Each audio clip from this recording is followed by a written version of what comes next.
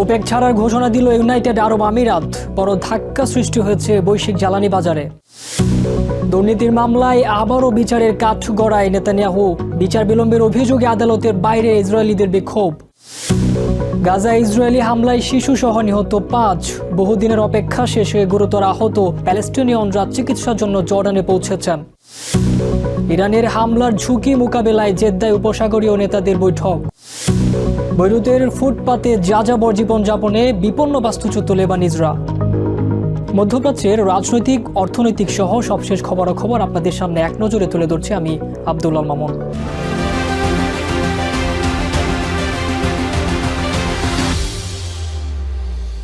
জ্বালানি তেল রপ্তানিকারক দেশগুলোর জোট ওপেক এবং ওপেক প্লাস থেকে বেরিয়ে যাবার ঘোষণা দিয়েছে ইউনাইটেড আরব আমিরাত। এই ঘোষণায় জোটের নেতা সৌদি আরব বড় ধরনের ধাক্কা খেয়েছে। এমন সময় এই সিদ্ধান্ত এলো যখন ইরান সংঘাত বৈশ্বিক জ্বালানি বাজারে ভয়াবহ প্রভাব ফেলেছে এবং বিশ্ব অর্থনীতিকে অস্থির করে তুলেছে।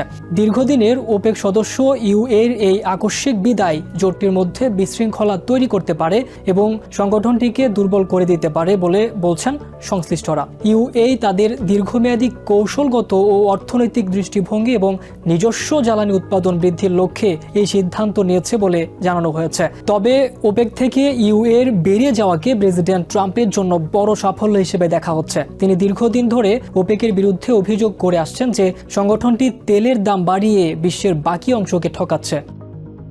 ইসরায়েলের ইতিহাসে প্রথমবারের মতো কোনো ক্ষমতাসীন প্রধানমন্ত্রীর জালিয়াতি ও ঘুষের মামলায় দীর্ঘদিন ধরে চলা বিচারিক লড়াই চালিয়ে যেতে হচ্ছে বেঞ্জামিন নেতানিয়াহুকে।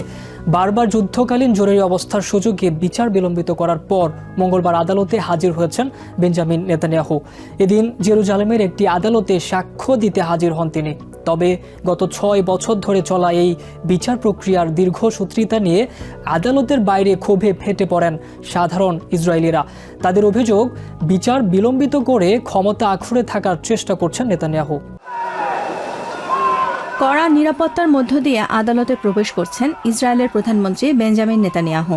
ইরানের সাথে যুদ্ধ পরিস্থিতির কারণে প্রায় 2 মাস স্থগিত থাকার পর তার বিরুদ্ধে চলমান দুর্নীতি মামলার বিচারিক কার্যক্রম মঙ্গলবার পুনরায় শুরু হয়েছে। দীর্ঘদিনের আলোচিত এই মামলায় এদিন জেরুজালেমের একটি আদালতে সাক্ষ্য দিতে হাজির হন তিনি। তবে আদালতের ভেতর যখন শুনানি চলছিল তখন বাইরের চিত্র ছিল ভিন্ন। 6 বছরেরও বেশি সময় ধরে চলা এই বিচার প্রক্রিয়ায় দীর্ঘসূত্রিতা নিয়ে ক্ষোভ জানান শত শত বিক্ষোভকারী। তাদের দাবি, রাজনৈতিক প্রভাব খাটিয়ে বিচার কাজ প্রলম্বিত করছেন নেতানিয়াহু। 8 বছর ধরে একটি দুর্নীতি মামলা টেনে নেওয়া হচ্ছে, যা 3 বছরের বেশি চলার কথা নয়। আদালত তার রায় দিতে ভয় পাচ্ছে। আমরা 7 অক্টোবরের ঘটনার তদন্তের জন্য 2.5 বছর ধরে অপেক্ষা করছি, অথচ আদালত বলছে আরও সময় লাগবে। 2019 সালে নেতানিয়াহু অভিযুক্ত হওয়ার পর 2020 সাল থেকে শুরু হয় এই বিচার প্রক্রিয়া। এর মধ্যে গাজায় গত 2 বছরের যুদ্ধ এবং মধ্যপ্রাচ্যের অস্থিরতার কারণে বারবার বিঘ্নিত হয়েছে আদালতের কার্যক্রম। মূলত ঘুষ গ্রহণ, জালিয়াতি এবং বিশ্বাসভঙ্গের 3 অভিযোগে এই বিচার চলছে। তবে শুরু থেকেই এসব অভিযোগ অস্বীকার করে আসছেন ইসরায়েলি প্রধানমন্ত্রী। বিক্ষোভকারীদের দাবি, আদালত যেন নির্ভয়ে তার দায়িত্ব পালন করে এবং দ্রুত রায় ঘোষণা করে। তবে যুদ্ধের দোহাই দিয়ে এই বিচার আরও কতদিন ঝুলে থাকবে তা নিয়েই প্রশ্ন ইসরায়েলিদের মনে। সমালোচকদের দাবি, যুদ্ধকালীন জরুরি পরিস্থিতির দোহাই দিয়ে সময়ক্ষেপণ করছেন প্রধানমন্ত্রী। সংশ্লিষ্টদের মতে অক্টোবর পর্যন্ত বিচার বিলম্বিত করে নির্বাচনের আগে সাজা এড়াতে চাইছেন বেঞ্জামিন নেতানিয়াহু। নেতানিয়াহুর এই আইনি লড়াই ইসরায়েলি রাজনীতিকে গভীরভাবে মেরুকরণ করেছে। 2019 থেকে 2022 সালের মধ্যে হওয়া 5টি নির্বাচনেও এর বড় প্রভাব ছিল। বর্তমান সূচি অনুযায়ী দেশটিতে 2026 সালের অক্টোবরের শেষে পরবর্তী সাধারণ নির্বাচন হওয়ার কথা রয়েছে। Nahid Sihan, TVN 24 news desk.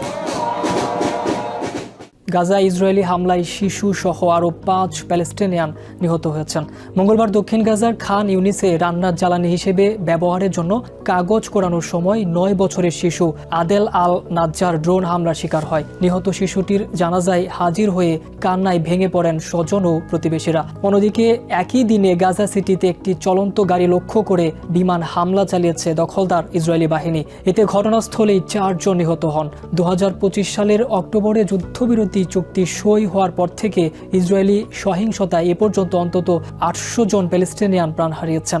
Israel ও হামাস একে অপরের বিরুদ্ধে যুদ্ধবিরতি লঙ্ঘনের অভিযোগ তুললেও সাধারণ মানুষের উপর হামলা থামছে না। 2023 সালের অক্টোবর থেকে শুরু হওয়া এই যুদ্ধে এ পর্যন্ত গাজায় মোট নিহতের সংখ্যা 72,500 ছাড়িয়েছে। 2 মাসের দীর্ঘ বিরতির পর আবার উন্নত চিকিৎসার জন্য জর্ডানে পৌঁছেছেন যুদ্ধবিধ্বস্ত গাজার একদল গুরুতর আহত প্যালেস্টিনিয়ান। সোমবার কিং হুসেন ব্রিজ সীমান্ত দিয়ে নারী ও শিশুসহ অন্তত 81 জন রোগীকে জর্ডানে নেওয়া হয়। বাদশাহ আবদুল্লাহ সরাসরি তত্ত্বাবধানে পরিচালিত জর্ডানে হাশেমির চ্যারিটি অর্গানাইজেশনের সহায়তায় তাদের জর্ডান নেওয়া হয়। গাজার ফিল্ড হাসপাতাল থেকে উন্নত চিকিৎসার জন্য দেশটিতে এসব রোগীদের স্থানান্তর করা হয়েছে। প্যালেস্টাইন জর্ডানের কিং হোসেন ব্রিজ সীমান্তে অপেক্ষমান গাজায় ইসরায়েলি হামলায় অঙ্গ হারানো আহত প্যালেস্টিনিয়ানরা দীর্ঘ প্রতীক্ষার পর সোমবার অবশেষে জর্ডানে পা রাখেন 81 জন আহত প্যালেস্টিনিয়ান। তাদের সাথে এসেছেন শতাধিক স্বজন। একটু সুস্থতার আশায় দীর্ঘদিন পর এই স্থানান্তর গাজার মানবিক সংকটে কিছুটা স্বস্তি ফিরিয়ে এনেছে। গাজার দের আল বালাহাতে বোমার আঘাতে অঙ্গ হারানো 10 বছরের শিশু দোয়া আশালিয়া দীর্ঘ সময় বিনা চিকিৎসায় পড়ে থাকার পর অবশেষে বাবার সাথে জর্ডানে এসে পৌঁছাতে পেরেছে এই ছোট্ট শিশুটিও। আমার মেয়ের পুরো শরীরে স্প্লিন্টার ঢুকে আছে। বোমার আঘাতে ওর একটি হাত বিচ্ছিন্ন হয়ে গেছে, অন্য হাতে এখনো প্লাটিনাম প্লেট দিয়ে চিকিৎসার চেষ্টা চলছে। 16 বছরের কিশোর মোহাম্মদ আত্তাল্লাহ, তার বেঁচে থাকার গল্পটা যেমন অলৌকিক তেমনি যন্ত্রণাদায়ক। গাজার উত্তর অংশে নিজের ঘরে ঘুমন্ত অবস্থায় রকেট হামলার শিকার হয়েছিল আত্তাল্লাহ ও তার মা। রকেট হামলার পর আমি 9 দিন হাসপাতালে ছিলাম। অতিরিক্ত রক্তক্ষরণে আমার হিমোগ্লোবিন 3-এ নেমে এসেছিল। পায়ের ক্ষতস্থানে পোকা জন্মেছিল। ডাক্তাররা হাঁটু থেকে পা কেটে ফেলতে চেয়েছিলেন, তবে ভাগ্যক্রমে একটি পা রক্ষা পেয়েছে। জর্ডানের বাদশাহ আবদুল্লাহর সরাসরি তত্ত্বাবধানে পরিচালিত জর্ডান হাশেমীয় চ্যারিটি অর্গানাইজেশনের সহায়তায় গাজার ফিল্ড হাসপাতাল থেকে উন্নত চিকিৎসার জন্য স্থানান্তর করা হয়েছে। ধ্বংসস্তূপের নিচে চাপা পড়া আর ক্রমাগত বোমাবর্ষণে প্যালেস্টাইনের স্বাস্থ্য ব্যবস্থা যখন পুরোপুরি ধ্বংসের মুখে, তখন জর্ডানের উদ্যোগ গাজাবাসীর কষ্ট একটু হলেও লাঘব করবে, এমনটাই প্রত্যাশা প্যালেস্টিনিয়ানদের।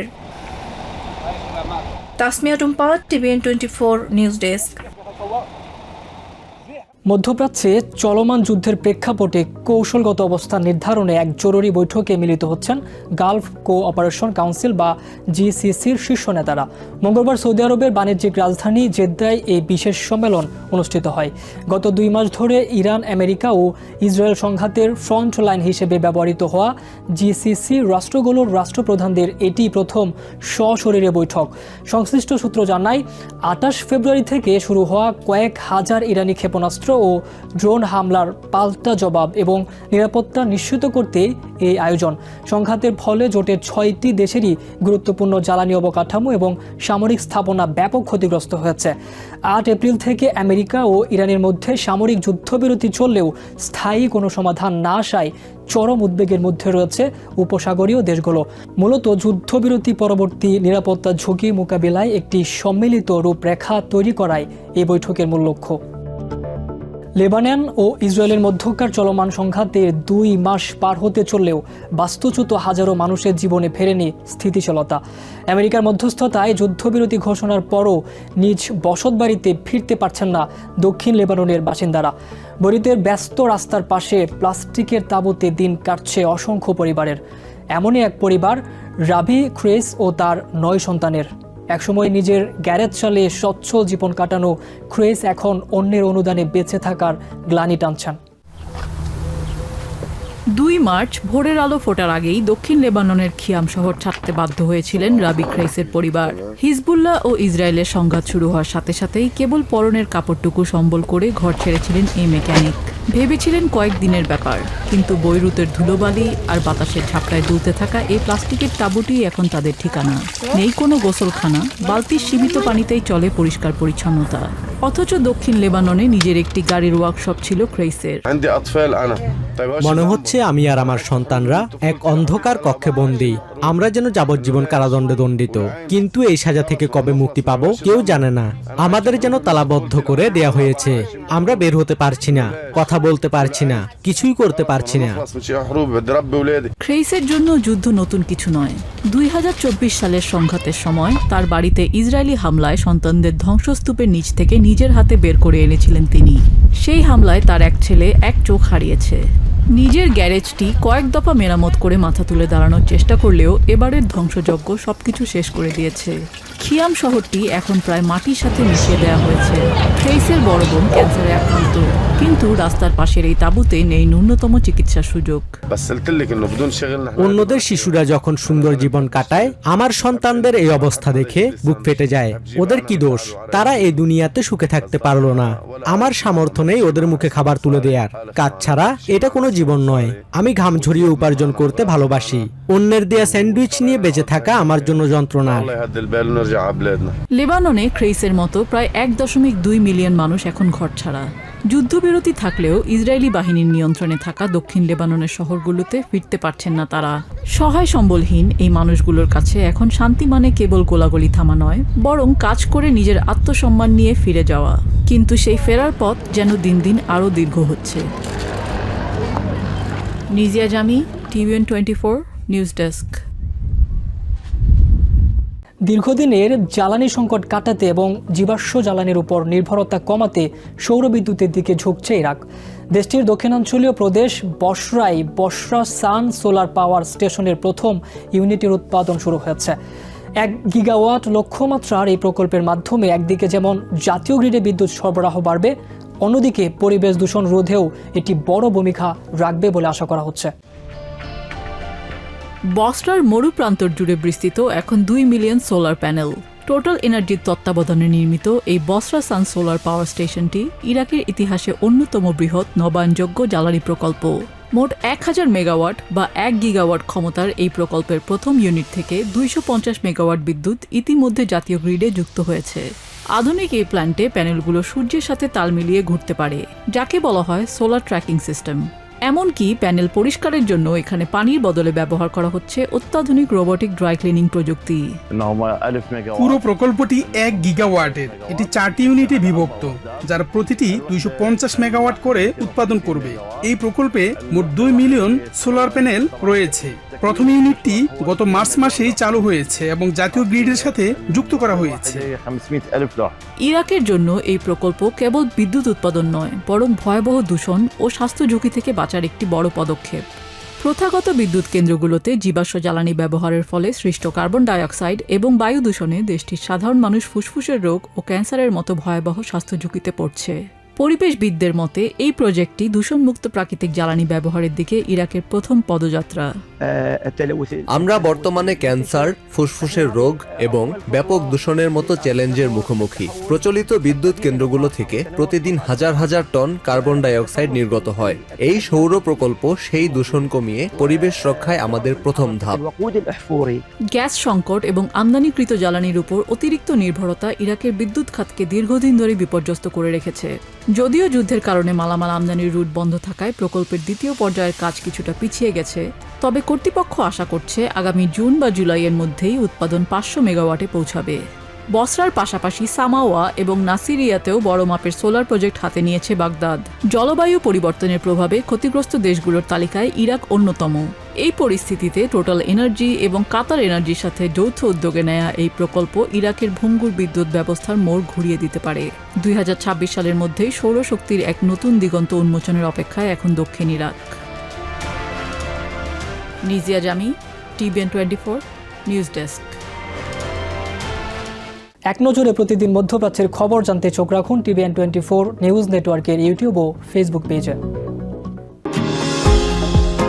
নিউ ইয়র্ক থেকে সম্প্রচারিত TVN 24 টেলিভিশন বিশ্বজুড়ে বাঙালির কণ্ঠস্বর।